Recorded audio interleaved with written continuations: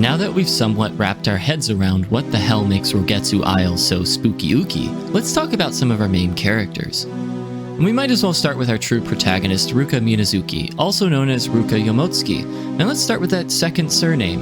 Yomotsuki is an important name to Rogetsu Isle and the Kagura specifically, and Yomotsuki is also an important name to Ruka, as her father is Soya Yomotsuki. As revealed in my first deep dive, the Yomotsuki are a family of mask makers who take on the responsibility of making the ritual masks for the Rite of Descent and the Rogetsu Kagura. After the first day of tranquility, the titular Mask of the Lunar Eclipse was not spoken of or made again until 10 years prior to the start of Fatal Frame 4, when Soya Yomotsuki, with the help of Dr. Aso's research and the camera obscura, attempted to make the fateful mask again to help the Doctors Haibara with their efforts to revive the taboo Rite of Descent. Her ties to the Yomotsuki family line are significant, and we'll see how they play out, but for now, it's time to put the focus back on Ruka. I want to start with Ruka's fourth diary entry, as this is the clearest indication of just how powerful the ancestral connections of Rogetsu Isle are within our girl. Quote, "Mommy told me something today. She said I was born from mommy and daddy both had a mommy and daddy too. It goes like that all the way back. Everybody is connected, and all those connections lead to me. There were many connections that brought me here, so I'm a very special girl." End quote. And as I outlined above, nothing could be more true. Ruka is both a descendant of the Tsukimori and of the Yomotsuki, both having integral roles in the Rite of Descent.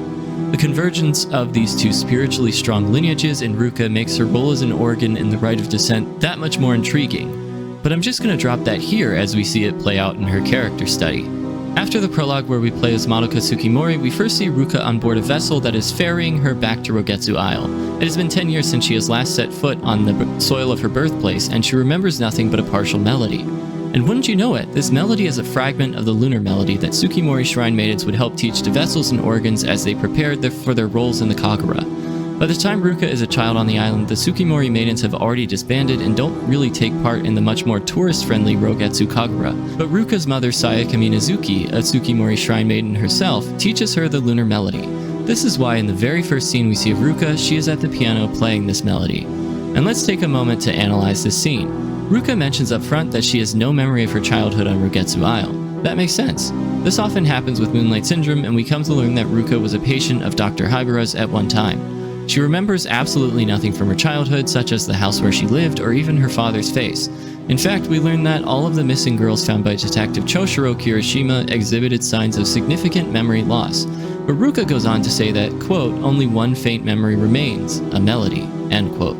We then see her trying to evoke a memory seemingly stirred by the eerily familiar melody. The team does an excellent job with the construction of the scene, oscillating back and forth between close-ups of Ruka's pained facial expressions and the depictions of the failed Rite of Descent in which she took part. Psychoanalysis was my preferred theoretical framework in my English major days, so this theme of the return of the repressed is so interesting to me. And I think using ghosts and the idea of a haunt as a vehicle for that concept makes it all the more accessible and palpable. But anyway, we learned from our first scene with Ruka that this melody is the key to unlocking those repressed memories from 10 years ago. And let's start to talk about why that might be. To unpack the significance of Ruka remembering a melody and nothing else, we need to discuss the concept of the lunar melody, aka moon song. The lunar melody of the performers of both the Rite of Descent as well as the Rogetsu Kagura was pivotal to the success of the ritual, the purpose of which was to usher the restless souls on the island to the hallowed realm. The ritual was necessary due to Rogetsu Isle's natural tendency toward resonance, a phenomenon that could amplify said restless souls of the dead and cause further chaos and death to the living, especially if any were unfortunate enough to gaze upon the face of someone who had blossomed. The residents of Rogetsu Isle had determined that the lunar eclipse that occurred every decade coincided with an opening up of a portal to the hallowed realm that facilitated the ushering of any lingering souls to their final resting place. So that's when they would perform the Rite of Descent, so that the vessel and organs could cleanse the island by bringing the moon song to the altar. Quick reminder, a very fierce blossoming is actually what happened during the first and second days of tranquility. Soetsu Yomotsuki, the first mask maker in the Yomotsuki line to have been documented as crafting the Mask of the Lunar Eclipse, actually wanted to further explore the lore behind the Mask of the Lunar Eclipse in order to craft the true Mask of the Lunar Eclipse. In his studies, relayed in Chronicle of Soetsu Yomotsuki, he found that there was a key difference between the two iterations. He claims that if the vessel performs the Rite of Descent wearing the regular Mask of the Lunar Eclipse, quote, "great resonance occurreth. This great resonance doth consume the land and spread out from it, causing all to blossom. However, He goes on to say that, quote, "The only way to seal this person is the true mask of the lunar eclipse. Placing it thereon and so performing the rite of descent will send their spirit back to the moon and cause this resonance to cease," end quote. We get additional clarification from a document called Secrets of the House of Yomotsuki. In this document, we learn a couple of important things. First and foremost, we learn that the mask of the lunar eclipse hath no form. Sorry, that was quoted too. That's interesting because Soetsu definitely constructs a physical mask that he then has the vessel wear during the failed rite of descent that resulted in the first day of tranquility. If it's not supposed to have a form, what is it and why is it? Well, it turns out that the mask of the lunar eclipse is actually the dead's counterpart to the physical masks that the living wear. We go on to learn from this document that, quote, "Deceased souls led by the moon don the mask of the lunar eclipse and becoming void, so become the living deceased," end quote. Soetsu and his descendant Soya were obsessed with seeing the hallowed realm for themselves while still among the living, which is why they try to craft a corporeal mask of the lunar eclipse, despite the sacred truth that this mask is immaterial and solely meant to be donned by the dead during the rite of descent. I think we know what fucked up the ritual then. And when Soetsu differentiates between the two masks of the lunar eclipse in the first document I mentioned here, perhaps he is talking about the failed physical copy he tries to make in the likeness of the immaterial one that the dead would wear. Either way, Soetsu used forbidden mask-making materials and practices in order to, in his mind, perfect the rite of descent ritual, which actually caused the vessel to become void like the deceased were supposed to and then blossom, resulting in the deaths of nearly half of the people on the island and an outbreak of Moonlight Syndrome. Ruka's father Soya didn't know the full backstory of the original Mask of the Lunar Eclipse because many of the records had been destroyed, but he saw a photo taken by Dr. Aso's camera obscura which revealed spiritual traces of Soetsu's Mask of the Lunar Eclipse. He says in his note on the Mask of the Lunar Eclipse, quote, "I don't know why that long-lost mask appeared in the photo. They say the camera obscura can show the past. Maybe it captured some kind of spiritual remnant of Soetsu. The photo is somewhat distorted, but the intensity of the Mask of the Lunar Eclipse, Soetsu's goal, is captured perfectly," end quote. From this vision, Soya is inspired to attempt to surpass his ancestor by making the true Mask of the Lunar Eclipse, something he believes his ancestor Soetsu ultimately failed to do. However, he instead brings things back full circle during Ruka's participation in the surreptitious revival of the Rite of Descent 10 years prior to the start of the game. Having confirmation from other documents regarding Soya's end goal, I'm a little disturbed by what we learned from radio message Ruka Yomotsuki. Quote, "He told me it was something good, that it could take me to a place I'd never seen," end quote. Presumably, Soya is referring to the Mask of the Lunar Eclipse he's attempting to make.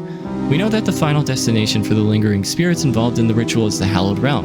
Soya sees the true Mask of the Lunar Eclipse as capable of transporting the living to the Hallowed Realm, and he wants to see it for himself and show it to Ruka as well.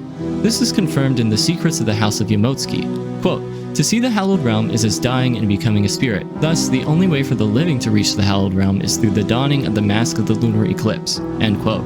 Which again is something only the dead should do in this ritual, but let's get back to that lunar melody thing.